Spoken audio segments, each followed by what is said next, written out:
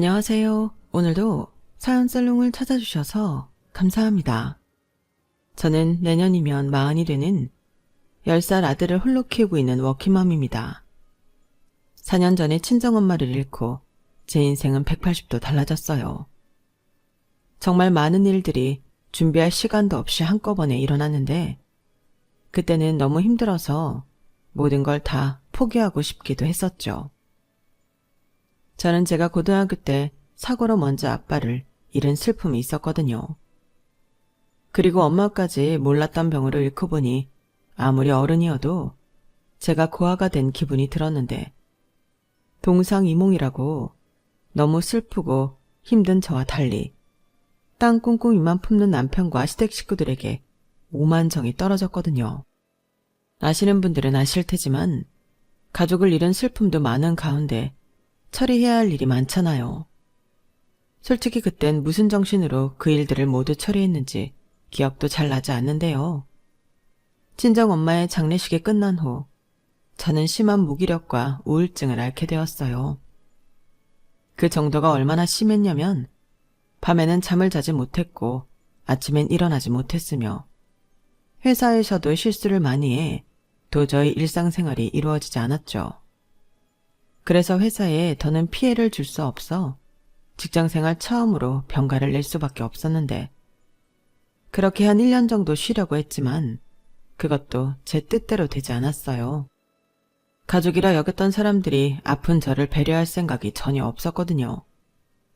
그리고 친정엄마가 돌아가시고 남긴 재산에 침을 흘리며 저를 압박하고 괴롭혔는데 그때부터 그들은 제 가족이 아니었어요.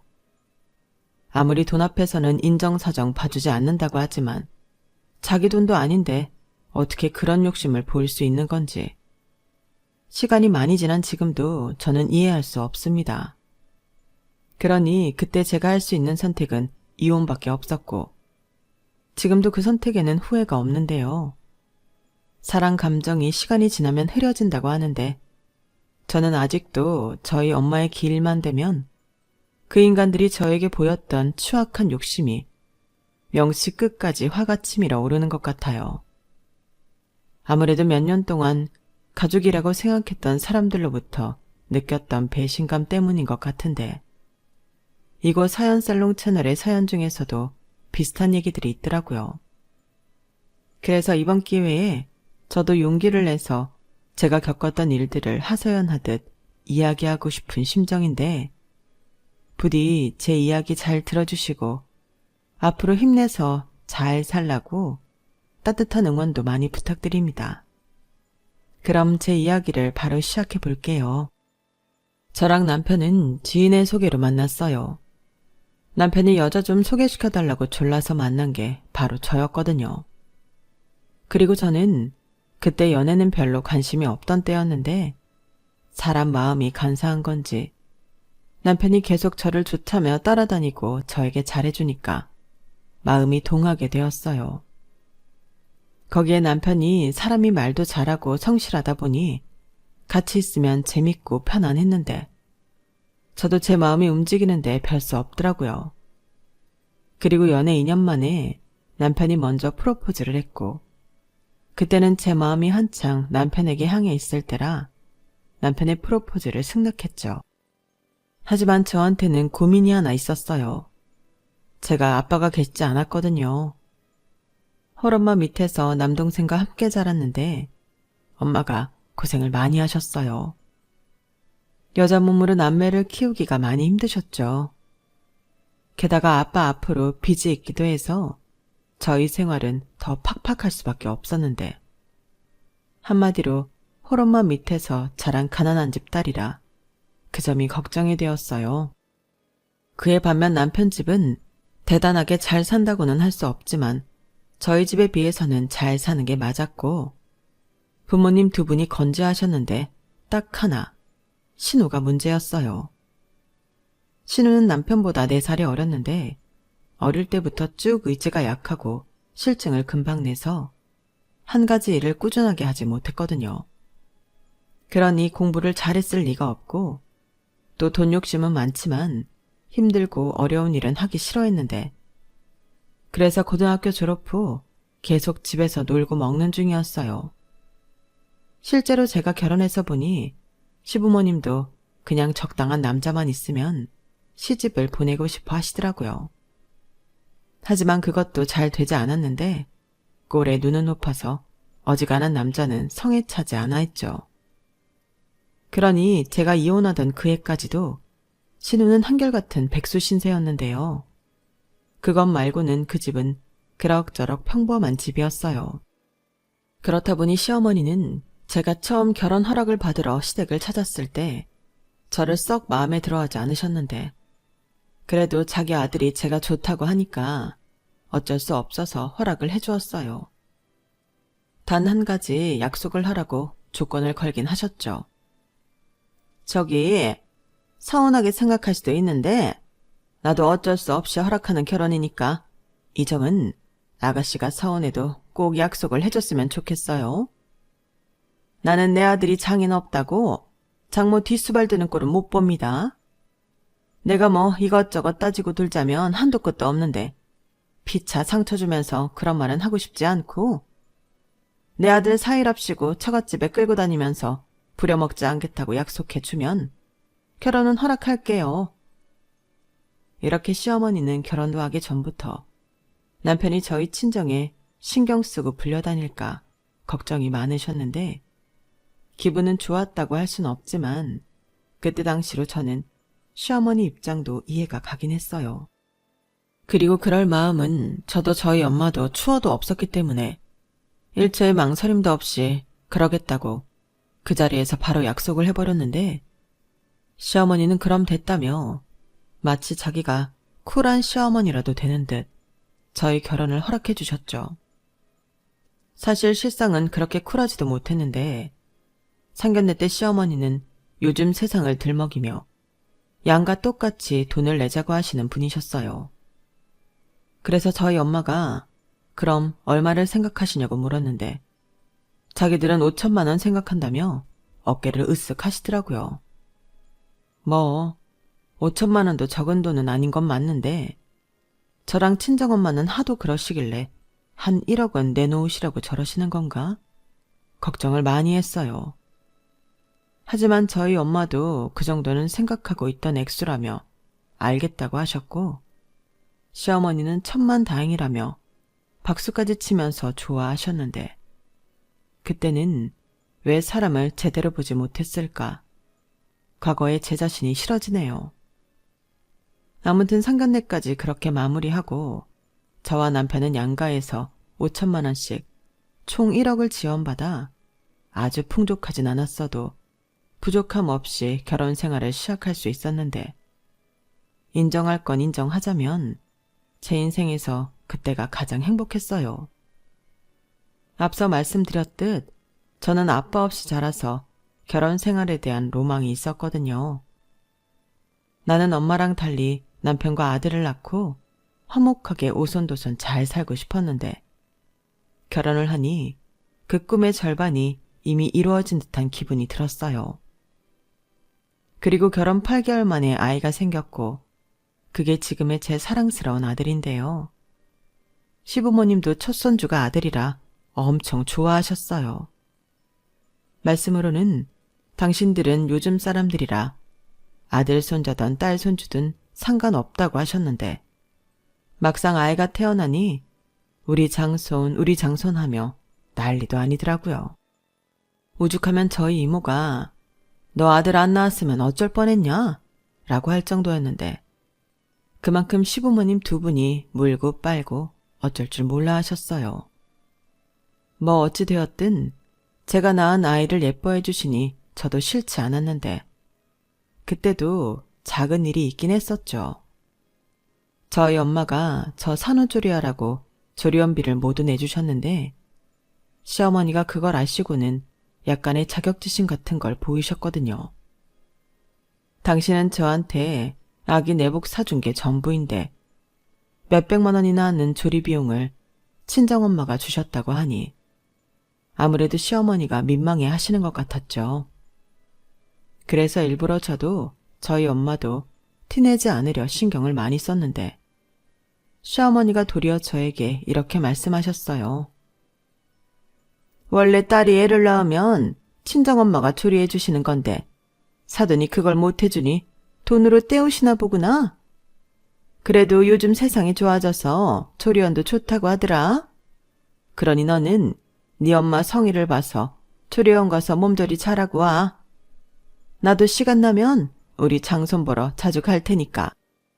이렇게 보면 속이 뻔히 보이는 시어머니가 얄밉기도 했었는데 또 한편으로는 민망하니까 저러시나 보다 싶어 속아드리고 싶었어요.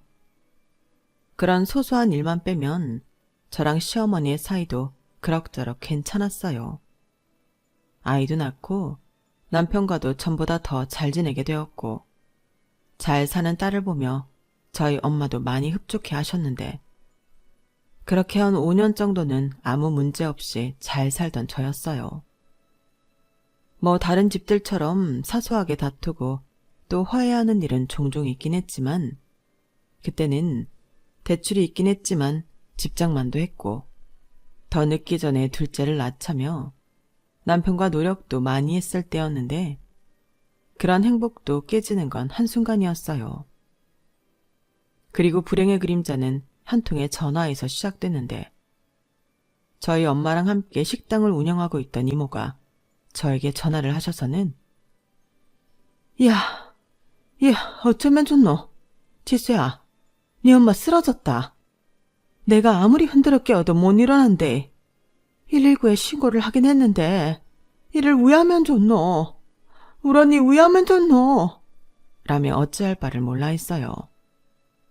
그 전화에 저도 너무 당황해서 허둥지둥했는데 회사에서 하던 일도 내팽개치고 근무할 때 신고 있던 슬리퍼를 신고 정신없이 엄마 가게로 향했죠.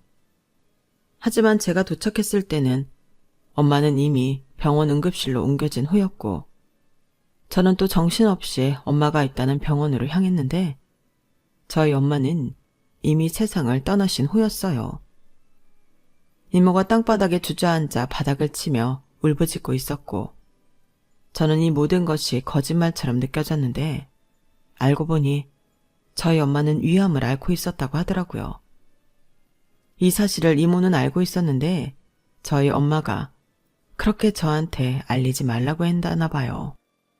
나도 이 정도로 허망하게 언니가 갈 줄은 몰랐지. 내 이럴 줄 알았으면 니한테 홀랑 얘기하는 긴데. 니한테 얘기 안 하는 조건으로다가 치료 잘 받는다고 나랑 약속했거든. 근데 그것도 사실은 때가 많이 늦어빈 것 같다. 처음에는 자꾸 체기가 있다고 했었는데 도통 먹지를 못하더라고. 내내 소화제랑 활명수만 끼고 살았는데 그러면서 때를 많이 놓치핀 것 같다. 이를 우야노. 불쌍한 우리 언니 우야노. 이모, 지금 그게 말이 되는 소리야? 그런 중요한 일을 나한테 말도 안 하고 속이면 어떡해. 바로 이야기를 했어야지. 가시나, 내가 언제 니를 속였나? 그냥 쪼까 말을 안 했을 뿐이지. 니도 니 엄마 성격 모르나? 한번 자기 입으로 내뱉은 말은 죽어도 빠꾸하는 법이 없는데 그럼 나들 어쩌라고? 너한테 얘기하면 그날부로 병원도 안 가고 치료도 안 받는다고 협박을 했었는데 내라고 뭐 별 수 있나? 나도 우리 언니 살리는 게 먼저지. 이렇게 하루아침에 일을 치를 줄은 나도 몰랐지.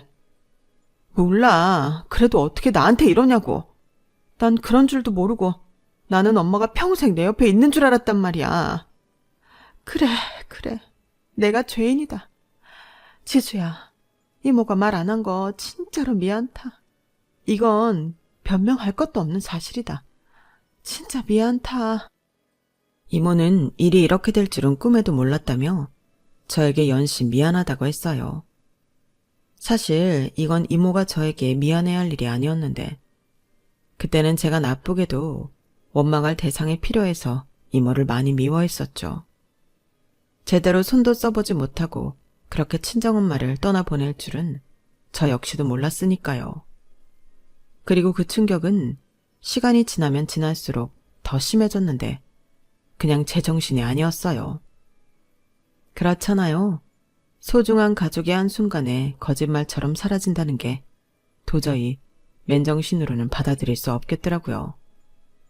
그런 가운데 엄마의 장례식이 진행이 되었고 저보다 뒤늦게 소식을 접한 남동생이 넋이 나가서는 옷도 제대로 갈아입지 못하는데 그런 상황에서도 뭘 자꾸 고르고 선택하라고 하는 건지 저는 너무 힘들었어요.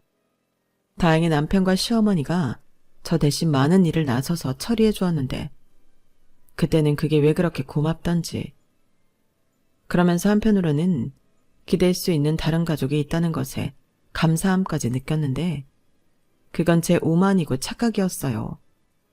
그 다음날 저들에게 뒤통수를 맞을 거라고는 상상도 하지 못했죠. 지금 생각해도 어이가 없는데 그때가 하필이면 제가 울다 지쳐 탈수 증상이 와 병원으로 옮겨졌을 때라 더 화가 치밀어 올랐어요. 제가 병원으로 옮겨졌으니 사실 그때도 소란스럽긴 했었을 텐데 그 소란한 가운데도 시어머니는 저희 엄마 부의금이 얼마나 들어왔는지 궁금하셨나 보더라고요. 그래서 저도 없겠다. 장례식 이틀째 밤이니 올 사람도 다 왔다 갔겠다 싶어 부의금 명부를 가지고 있던 남편한테 들어온 돈이 총 다 해서 얼마냐고 물어보셨다고 하는데 저는 그 얘기를 듣고 시어머니는 왜 남의 부의금이 궁금했는지 일단 그것부터 이해가 가지 않았어요. 그런데 여기서 남편도 정신을 못 차리고 자기 엄마한테 그 액수를 얘기했다고 하는데 자기도 궁금해서 계산기를 두드려 봤다고 했다더군요. 정말 그 엄마의 그 아들 아닙니까? 아무리 궁금해서 계산기를 두드려 봤다고 해도 그 자리에서는 뭘 그런 걸 묻냐고 자기가 알아서 처신을 똑바로 했어야죠. 하지만 남편은 그런 사람이 아니었고 신나서 액수를 자기 엄마한테 얘기했다는데 저희 엄마가 한 곳에서 장사를 오래 하다 보니 단골 손님도 많고 주변에 아는 분들도 정말 많으시거든요. 그리고 좋은 일은 좋은 일대로 슬픈 일에는 더 많이 신경 쓰시는 분이라 저희 엄마 장례식에 와주신 손님이 정말 많았는데 그 때문인지 액수가 꽤나 컸었나 보더라고요. 그리고 생각보다 큰 액수에 놀란 시어머니가 마치 꽁돈이라도 생긴 듯 신이 나서는 정말 그렇게 많이 들어왔어? 별일이네. 그 정도면 낼 거 다 내고 정리해도 꽤 많이 남겠다. 이참에 네 아버지 차 좀 바꿔라. 그 차가 오래돼서 돈 잡아먹는 고철이야. 라며 들떠서 떠들기 시작했다고 했는데 그 말이 저희 이모 귀에 들린 것이 문제였어요. 저희 이모가 성격이 불같거든요. 그래서 이모부랑도 이혼하고 저희 엄마랑 같이 살았던 건데 그 소리를 듣고 가만히 있을 이모가 아니었죠. 그래서 그게 사돈 장례식에 와서 할 소리냐. 지금 그 집 며느리는 엄마 잃은 슬픔에 쓰러져서 병원에 있는데 시어머니라는 작자는 돈만 밝히는 인간 말종이냐고 큰 소리를 쳤다고 했는데 그게 시작으로 두 사람이 머리끄댕이까지 잡게 되었다고 하더라고요. 두 사람이 얼마나 요란하게 싸웠는지 제가 몸을 추스리고 장례식장에 돌아갔을 때는 주변이 아수라장이 되었는데 제 동생이 이모와 저희 시어머니 사이에 껴서 말리느라 진땀을 흘리고 있었어요. 그리고 곧이어 경찰이 도착했고 상황이 마무리되었는데 나중에 장례식이 다 끝나고 남편한테 어떻게 그럴 수 있냐고 따져 물었죠. 그때부터였어요. 잘만 살던 저희 부부가 본격적으로 사이가 나빠지기 시작했는데 남편은 심각한 저에게 자기랑 자기 엄마는 농담한 것뿐이라며 저랑 저희 이모가 예민한 거라고 하더군요. 그러면서 뭘 그렇게 사소한 일에 발끈하냐고 자기는 경찰까지 오고 너무 창피했다며 저희 이모 탓을 하는데 저는 아무리 남편이라도 그게 용서가 되지 않았어요. 농담이라고 해도 할 소리가 따로 있잖아요. 게다가 사돈 부의금으로 자기네 차를 바꿔달라는 게 그게 할 소리입니까? 그래서 저는 참지 않고 시어머니에게도 전화해서 서운하다고 왜 말씀을 그렇게 하셨냐고 따졌어요. 그러자 시어머니는 네 이모한테 충분히 시달렸으니 그만 좀 하라고 도리어 저에게 화를 내셨는데요. 어찌나 당당하시던지 제가 더 당황스러웠어요. 아우, 너도 진짜 징글맞다. 그만 좀 해. 나는 그냥 농담한 거라니까. 사람이 그게 궁금할 수도 있지. 뭘 그런 걸로 애먼 사람을 잡아. 농담이라고요? 어머니는 그런 농담이 재밌으세요? 입장 바꿔서 어머님이 돌아가셨는데 제가 어머니 앞으로 들어온 부의금으로 차를 사겠다고 하면 어머님은 괜찮다시는 거네요. 야, 아무리 그래도 그걸 내 앞에서 바로 얘기하는 건 아니지. 그리고 죽은 사람이 뭘 알아? 나는 그냥 웃자고 농담한 것뿐이라니까. 내가 정말로 그 돈을 달라고 했니? 그냥 궁금도 하고 그래서 한 말이었다. 네가 아직 경험이 없어서 잘 모르나 본데 원래 장례식장에서는 웃고 떠들고 농담도 좀 하면서 화기애애하게 있는 거다. 그래야 망자도 마음 편하게 저승으로 갈 수 있는 거야. 사람들이 울고불고 저러고 있으면 어디 발길이 떨어지겠니? 너는 나 알지도 못하면서. 그러니까 엄한 시애미 좀 그만 잡아라. 내가 그렇게 만만하니? 나는 좋은 뜻에서 한 소리였구만. 됐어. 너 또 이런 말로 사람 피곤하게 할 거면 나한테 연락하지 마라. 내가 뭘 어쨌다고 진짜? 시어머니는 정말로 자기가 억울하기라도 한 듯 서둘러 전화를 끊어버리셨어요. 그런 태도의 시어머니를 보며 저는 실망을 하지 않을 수 없었는데 사과할 생각은 털끝만큼도 없어 보이더라고요. 아무리 좋은 뜻이고 농담이라고 할지라도 상대가 불쾌함을 느꼈으면 사과를 해야 하는 게 맞는 거잖아요. 하지만 시어머니는 전혀 그럴 생각이 없어 보였고 남편 역시 뭘 그렇게 집요하게 구냐며 저를 이상한 사람 취급을 하는데 그때부터 우울증이 시작되었어요. 자기들은 그냥 궁금해서 농담한 거라고 바득바득 우기더니 실상은 그게 아니었던 거죠. 그리고 제가 물러날 기미가 보이지 않자 생각을 바꿨는지 시어머니가 저에게 사과를 하셨는데 그러면서 자기가 밥을 해주겠다며 저더러 시댁으로 넘어와서 다 같이 시간을 보내자고 하셨어요. 내가 사과도 할 겸 네 건강도 걱정이 되니까 밥을 한 끼 차리려고 하는데 너 요즘 무슨 상담인지 뭔지 받고 다닌다며. 마음이 허한 것도 다 속이 허해서 그런 거다.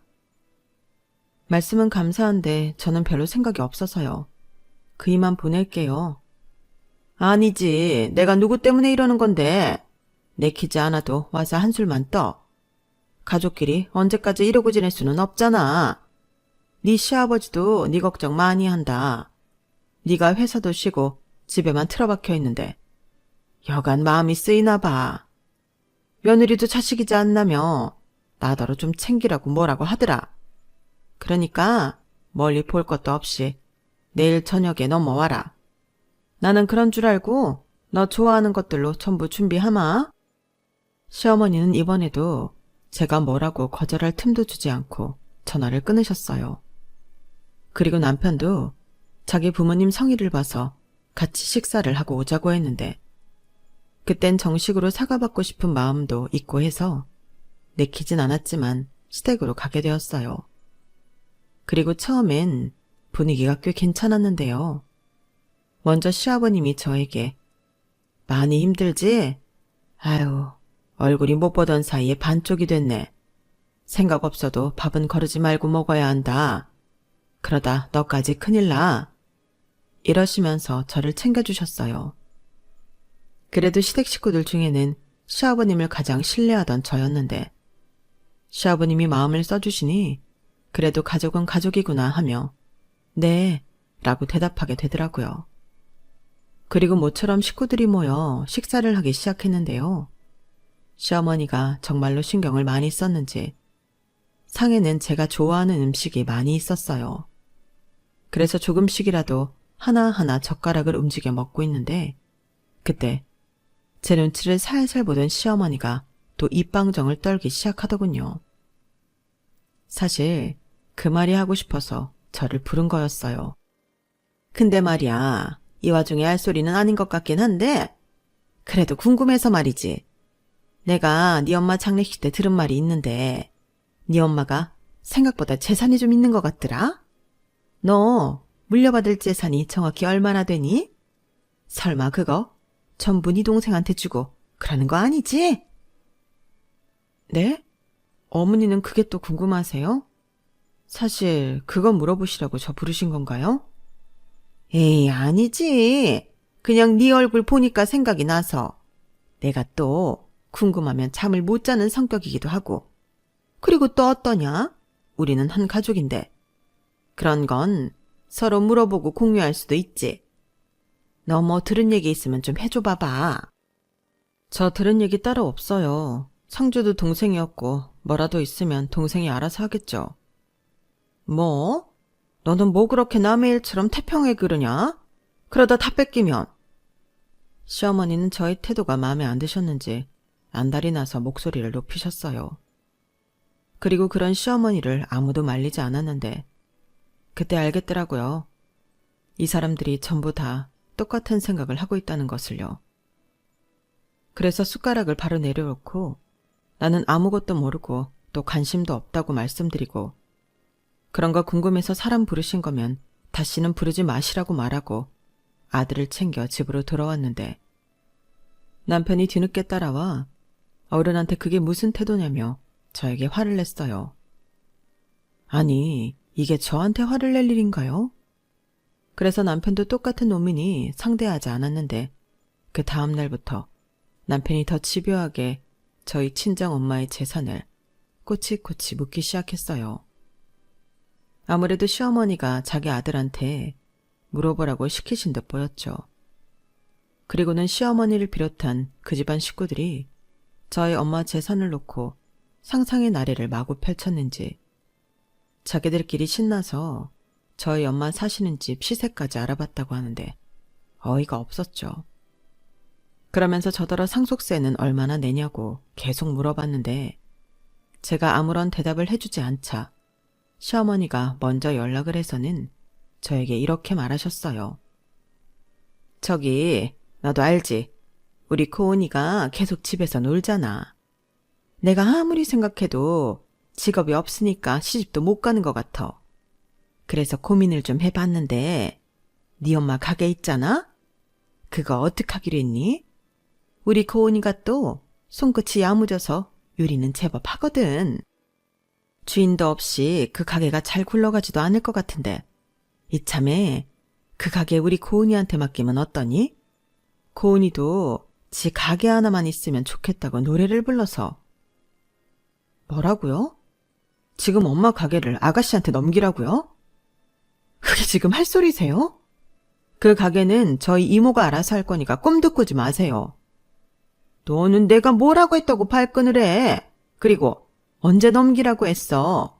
맡겨보면 어떠냐는 거지. 그 소리가 그 소리죠. 어머니는 제가 말귀도 못 알아채는 바본 줄 아세요? 제발 저희 엄마 재산에 관심 좀 끄세요. 어머어머, 얘 말하는 것 좀 봐. 너 그러다 네 동생이랑 이모한테 돈 다 뺏긴다? 정말이지 시어머니라는 사람은 머릿속이 온통 돈밖에는 관심이 없는 사람 같았어요. 아니, 그 전까지만 해도 저런 사람인 줄 몰랐는데 자기 돈도 아니고 사돈 재산에 저렇게 대놓고 침을 흘릴 수 있다니 정말 이상하지 않나요? 그런데 남편은 이상한 건 자기 엄마가 아니라 저라고 하더군요. 자기 엄마는 제가 너무 힘드니까 도와주려고 하는 것뿐이라며 이제 가족은 이모와 동생이 아닌 자기와 자기 식구들이라고 했는데요. 그러면서 남편도 자기 엄마랑 똑같은 말을 했어요. 솔직히 장모님 돌아가신 지 시간이 이만큼 흘렀는데 왜 유산 상속에 관한 얘기를 안 해? 이건 처남이나 이모님이 꿍꿍이가 있는 거지. 나는 처음부터 이모님이 수상했어. 막말로 이모님은 아무런 권한이 없잖아. 그거 다 뺏기면 우리만 손해인데 왜 자기는 자기 권리를 주장하지 않아? 우리는 그게 답답한 거야. 우리? 그 우리는 누구를 말하는 건데? 왜 또 그래? 말 그대로 우리지. 내가 전에도 얘기했지. 이제 자기 가족은 나랑 우리 식구들이야. 저는 남편의 말을 듣고 헛웃음이 튀어나왔어요. 아니, 사람이 힘들어서 상담 치료받고 회사도 쉬고 있는데 이런 저를 붙들고 저런 말을 하고 싶을까? 저런 사람을 정말 내 가족이라고 여기며 지냈다는 것이 너무나도 소름이 끼쳤어요. 그래서 더 이상 나한테 돈 얘기하지 말라며 방으로 들어갔고 문도 걸어 잠그고 어둠 속에서 쥐죽은 듯 있었는데 눈물이 비오듯 쏟아졌어요. 사실 저들은 저한테 아무것도 하지 않으려 한다며 답답했지만 저희 친정엄마 유산 상속에 대한 건은 진작에 끝이 난 일이었어요. 저희 엄마가 남기신 유산은 살던 아파트 한 채와 가게가 있던 4층짜리 건물이 있었는데 거기서 월세가 나오고 있었어요. 그리고 제일 꼭대기층엔 이모가 살고 계셨는데 저희 엄마가 제가 결혼하고 얼마 지나지 않아서 저랑 동생을 불러다 한 이야기가 있었거든요. 너희들 입장에서는 서운할 수도 있지만 나는 이 가게랑 건물은 혜숙이한테 주고 싶다. 나랑 길거리 장사할 때부터 혜숙이 이모가 같이 했고 내가 월급 준다고 해도 마다한 게 네 이모야. 너희도 어릴 때부터 봐서 알지?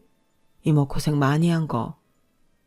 사실 엄마 혼자 번 돈도 아닌데 그 돈으로 니들 먹이고 입히고 또 대학 졸업시키고 시집도 보냈으니 내 할 도리는 다 했다. 그러니까 나중에 건물이랑 가게는 이모 앞으로 해줄 거니까 서운해 말어. 그래도 엄마가 이모 앞으로는 큰 거 하나 해줘야 하지 않겠니? 네 이모 불쌍한 사람이야. 부모 복도 없고 남편 복도 없고 그나마 언니라고 내 옆에 붙어있는 건데 이렇게라도 챙겨주고 싶다. 저런 말을 저 혼자 들은 것도 아니고 동생도 같이 들었는데 어떻게 그 건물을 이모한테 안 줄 수가 있겠어요.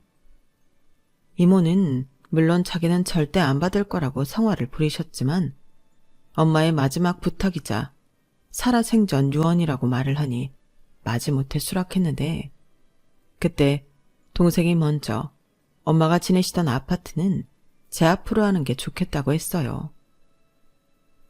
왜? 너 아직 장가도 안 갔는데 집이라도 하나 갖고 있지. 누난 다 필요 없어. 아니 똑같은 자식인데 어떻게 그래. 그리고 내가 지금 만나는 여자가 있는 것도 아닌데 무슨 장가야. 그러지 말고 엄마가 쓰던 아파트니까 그건 누나가 해. 나는 멀기도 하고 제대로 관리도 못하고 또 팔자니 서운하니까. 대신 나는 다른 거 할게. 됐어. 그럼 그냥 공동명의 하든가. 그러다 너 장가 갈 때 누나가 명의 넘겨줄게. 됐다니까. 그리고 남자가 가오가 있지. 내가 장가 갈 때는 내 힘으로 해. 좌우간 그렇게 진행할 테니까 그런 줄 알아. 알겠지? 동생은 저렇게 거의 일방적으로 엄마가 살던 아파트를 제 앞으로 넘겨줬는데 동생은 아마 엄마가 가지고 있던 현금 자산 정도만 챙겼던 것 같아요. 그러면서 저와 이모 앞으로 떨어진 상속세도 자기가 알아서 처리한다고 했는데 이모가 그러면 남는 것도 없을 것 같다며 월세의 반을 동생 통장에 넣어주고 있는 것 같더라고요. 이렇듯 남편과 시댁 식구들이 궁금해하던 저희 엄마 유산은 알아서 잘 정리가 되었는데 저는 차마 욕심에 가득한 저들에게 이 이야기를 할 수는 없었어요. 아니, 오히려 오기가 생겨서 더 말해주기 싫었는데 그러니 저들은 애만 탈 수밖에 없었겠죠. 그리고 무슨 맡겨둔 자기들 돈을 제가 꿀꺽하는 것처럼 아픈 사람을 달달 볶기 시작하는데 남편과 거의 매일을 싸웠던 것 같아요. 남편은 나중에 저더러 이기적인 사람이라고 몰아세우더라고요. 아니, 지금 회사도 안 가고 나 혼자 버는데 너는 양심도 없냐? 너도 뭐라도 해야지. 하긴 뭐래. 내가 지금 그럴 수 있는 상태라고 생각해? 그랬으면 내가 회사를 왜 쉬었겠어? 자기랑 자기 식구들은 엄마 잃고 아픈 나는 보이지도 않는 거지? 그거 언제까지 할 건데? 부모 잃은 사람들은 전부 너 같은 줄 알아? 아니, 내가 물려받을 재산이 없으면 말도 안 해. 너 그러고 있는 사이에 남 좋은 일만 하는 거야. 우리가 도와준다고 하는데 왜 그러는 건데? 도와주긴 뭘 도와줘? 사람 아픈데 계속 돈 얘기만 하면서. 자기는 나보다 내가 물려받을 재산이 더 중요하지? 원래 그런 사람이었어? 사람 다 똑같지. 챙길 수 있는 돈 앞에서 가만히 있을 사람이 어딨나? 좌우간 나랑 계속 같이 살려면 이제 아프니 뭐니 그만 청승 떨고 처남한테 당장 연락해. 저는 남편의 말에 대꾸도 하지 않았어요. 그리고 남편 말처럼 남편이랑 계속 같이 살 마음도 그때는 없었는데 저들의 실체를 안 이상 이혼하지 않으면 내가 등신이라는 생각까지 들더군요.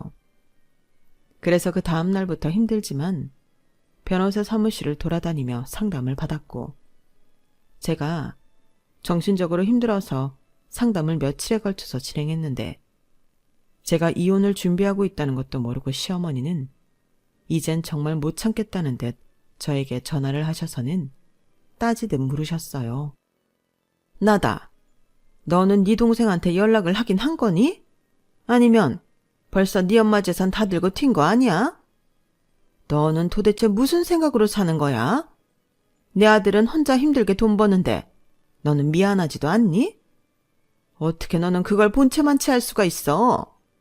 내 아들이 그랬다며? 같이 살고 싶으면 사돈 총각한테 연락하라고. 그럼 뭔가 신용은 해야지. 신용이요? 제가 분명히 말씀드렸는데요. 저희 엄마 재산에 관심 끝이라고요. 저는 오히려 남의 재산에 궁금해하는 어머님이랑 어머니 아들이 진짜 이해가 안 가요. 남의 돈이라고요. 뭐야? 왜요? 제가 틀린 말 했어요? 남의 돈에 제발 관심 갖지 말라고요. 아이고, 그래 알았다. 치사해서 정말. 그건 그렇다 치고 너는 어떻게 돼 내가 어른한테 말버릇이 그래? 너는 위아래도 없냐? 네 엄마가 그런 건 안 가르쳤나 보지? 하기사. 그러니까 이렇게 남의 돈이니 신경 쓰지 말라고 시애미 앞에서 핏대를 세우겠지. 내가 이래서 너 마음에 안 들었던 거야. 너는 그 돈이 정말 남의 돈이라고 생각하니? 네가 상속자인 이상 그 돈은 이제 우리 집안 돈이지. 내가 내 돈 걱정하는데 네가 뭐라고 나한테 신경을 끄라 말아야. 좋게 말할 때 우리 돈 잘 챙겨서 내 앞에 가지고 와. 내가 좋게 봐주려고 했는데 이젠 안 되겠다. 내가 그동안 말은 안 했어도 네 엄마 암으로 죽었다고 해서 가지고 있던 재산 다 까먹고 죽었을까 봐 걱정을 얼마나 했는 줄 아니?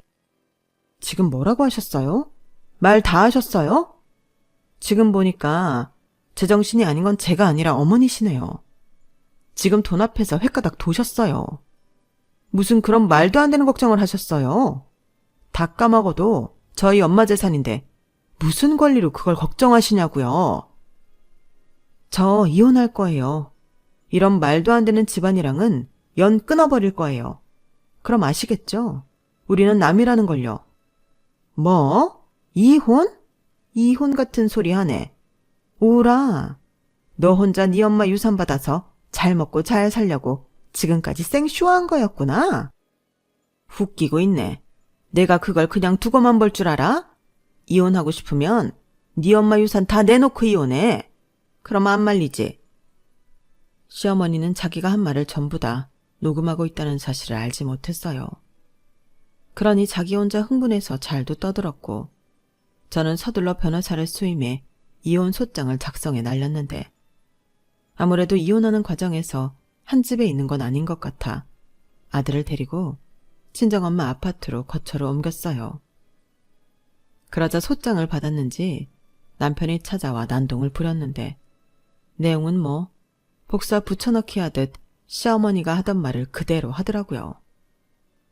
그래서 경찰 불러서 쫓아버렸고 이모랑 동생한테도 이 사실을 모두 이야기했는데 그날부로 이모가 짐을 싸서 엄마 아파트로 넘어왔어요. 니는 그런 일 있으면 나한테 얘기를 했어야지. 미련하게 그걸 전부 참고 있었나.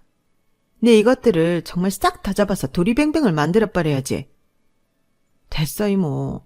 어차피 지금 이혼 소송하려고 하는 거고 괜히 빌빌 만들어져서 좋을 거 없으니까 이모도 그냥 참아. 내더러 어떻게 참으라고. 내가 몰랐으면 모를까. 이걸 알고도 참으라고.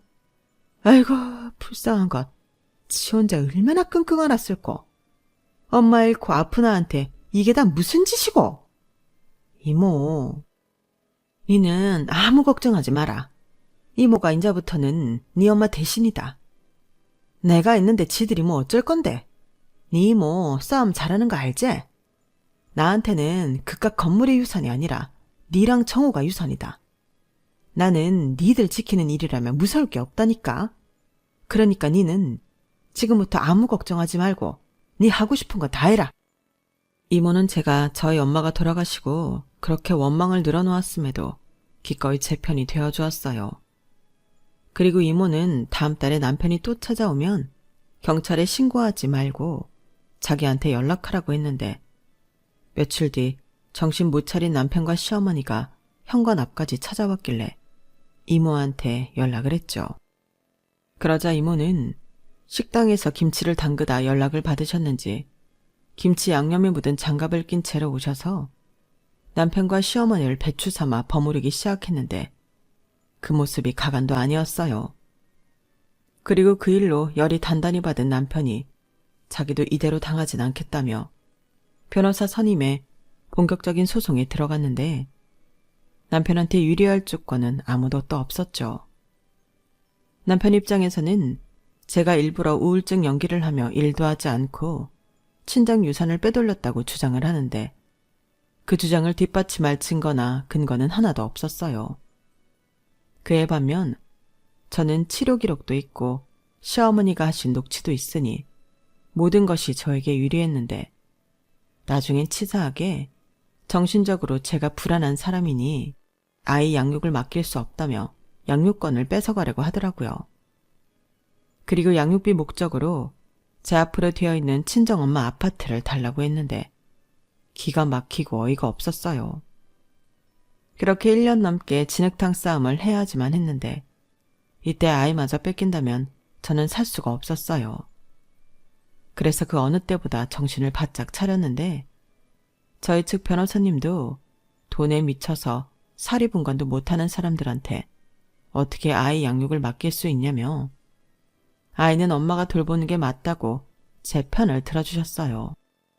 그리고 제가 친정엄마를 잃은 후에 우울증이 온 거지 정신적으로 불안한 사람이 아니라는 의사 선생님의 소견까지 더해지면서 분위기가 저에게 유리한 쪽으로 흘렀는데 결국엔 긴 싸움 끝에 저의 승소로 이혼 소송은 끝이 났어요. 아이 양육권도 제가 가져오는 걸로 했죠. 게다가 재산도 6대 4로 제가 6이었는데 똑같이 맞벌이를 했고 집안 살림과 육아를 하는 등 결혼 생활 기여도가 높은 점이 인정되어 제가 60%의 재산 분할을 받게 되었어요. 그리고 남편은 아들이 성인이 될 때까지 월 130만 원의 양육비를 지급하라는 명령이 떨어졌는데 자기는 인정할 수 없다며 항소를 하겠다고 하더라고요. 하지만 남편의 항소를 맡아주겠다는 변호사는 없었고 그래도 판결은 확정이 되었는데 저야 어차피 친정엄마 아파트로 거처를 옮겨 아무런 문제가 없었지만 문제는 남편 쪽이었죠. 그 문제에 불씨갔던 신우가 저희 엄마 유산 받을 생각으로 겁도 없이 사채에 손을 댄 것이 터졌어요. 직업이 없으니 신용카드도 없고 은행권에서는 대출도 안 되니 사채 빚을 가져다 쓴 거죠. 그러면서 한다는 소리가 가게를 하려면 배워야 할 것이 많아서 여행 다니면서 맛집을 둘러보고 다녔다고 하는데 그건 핑계고 그냥 사채 빚으로 국내외를 막론하고 여행을 다닌 거죠. 그러면서 이 남자 저 남자랑 어울리면서 방탕한 생활을 했던 건데 나중엔 시아버님 카드와 신분증을 훔쳐서 시아버님 앞으로도 빚을 잔뜩 지게 만들었어요. 나쁜 건 빨리 물든다고 어디서 그런 방법을 알려주는 사람들만 만나고 다닌 것 같더라고요. 그런데 그런 줄도 모르고 저랑 재산 분할을 깔끔하게 한 남편은 자기 본가로 들어가게 되었고 이 날벼락을 자기 부모랑 때려 맞게 된 건데 시아버님은 충격으로 쓰러지셨고 남편이 모든 것을 해결해야 되는 입장이 되었더라고요. 그리고 지푸라기라도 잡는 심정으로 저에게 연락해 한 번만 도와달라고 애걸복걸했는데 제가 그걸 도와줄 리가 없지 않겠어요? 그러자 내내 지나칠 정도로 뻔뻔하고 또 꼿꼿하던 시어머니가 저희 엄마 아파트 현관 앞에서 제발 한 번만 도와달라고 무릎까지 꿇고 비셨는데 그 모습이 참 씁쓸하더군요. 남의 재산에 눈독을 들이다가 잘못 키운 딸 자식 때문에 패가 망신해서 저러고 있는 걸 보니 생각보다 기분이 좋지 않았어요. 하지만 그렇다고 도와줄 마음이 있던 건 아니었는데 제가 모르쇠로 일관하자 나중에는 쌍욕을 하면서 난동을 부리더라고요. 저를 돈에 미쳐서 가족도 버린 사이코라고 했는데 가족을 버리진 않았지만 돈에 미친 사이코는 제가 아니라 시어머니잖아요. 그래서 변호사 사무실에 요청해서 저랑 저희 아들 앞으로 접근 금지 신청을 했어요.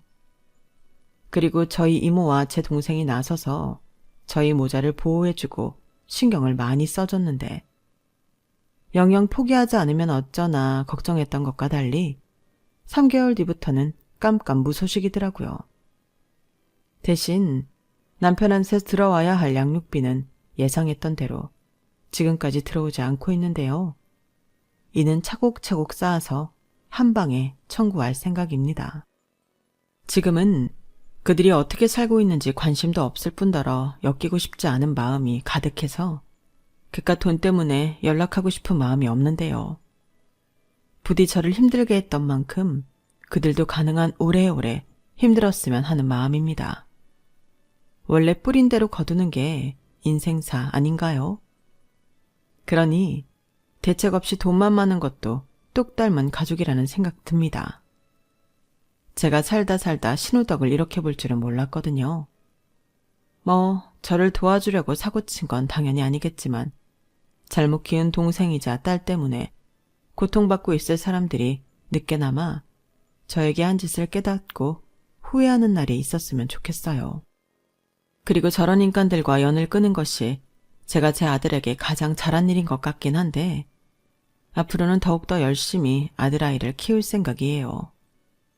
돈에 미쳐서 사리분별 못하면 어떻게 되는지 다른 건 몰라도 그것만큼은 꼭 가르치려고요.